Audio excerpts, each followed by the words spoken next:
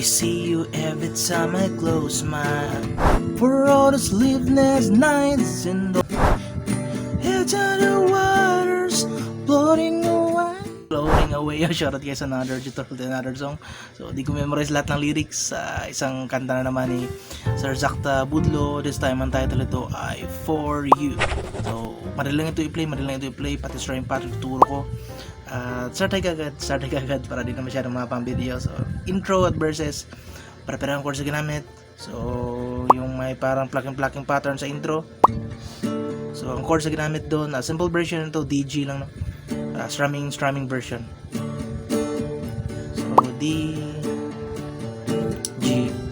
So DG at lang, DG. Repeat lang hanggang pumasok yung vocalist, papasok. As I see you every time I close my down. So DG lang yan, no? At ang strum naman ay ito, down. So yan ang strumming pattern, no? At i-time lang natin. I see you every time I close my down. So kaya na bala mag-timing intro verses, yan ang chords, dalawa lang, DG. Ang strumming pattern down, no? Then pre-chorus, ganito lang pre-chorus. Pagkita ko lang diretso. For all the sleepless night.